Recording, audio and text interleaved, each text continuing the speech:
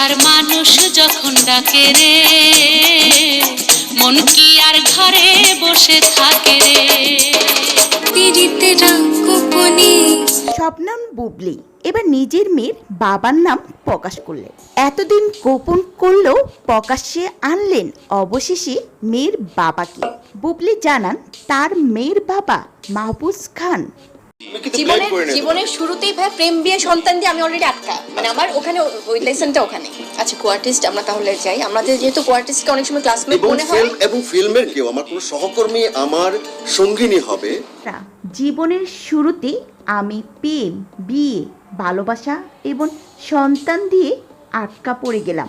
মাহফুজ ভাই আমার চেয়েও সিনিয়র একজন আর্টিস্ট হলো তিনি এতটা ভালো মনের মানুষ যে তিনি আমার কো আর্টিস্ট এবং সহশিল্পী হয়েও আমাকে নিয়ে অনেক ভাবেন।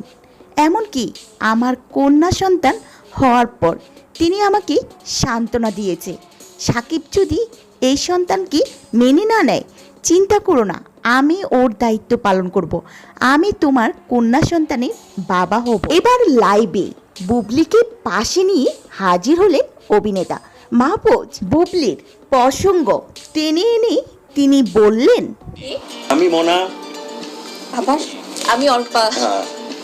তো বহুদিন পর 8-9 বছর পর প্রায় আমি সিনেমা করছি, অভিনয় করছি। তো অভিনয় করতে এসে প্রথমে আমি বুবলিকে পাচ্ছি।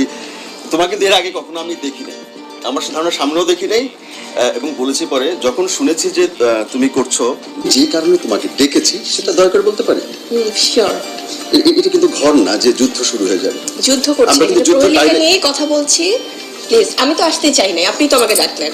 ভাই একটু সময় দাও প্লিজ। ভাই সবার ঘরে কি এরকম অবস্থা হয় নাকি? সব জায়গায় মেয়েরা আসলে কি এরকম অবস্থা তৈরি হয়ে যায় নাকি? সন্তান ফার্স্ট ছবি, ফার্স্ট নায়ক কোথায় পর্যন্ত গেছে আপনারা?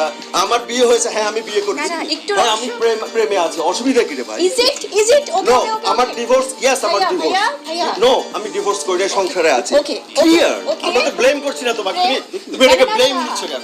আমি কিন্তু ব্লেম করি না। জীবনের শুরুতেই ভাই প্রেম বিয়ে সন্তান দিয়ে আমি অলরেডি আটকা।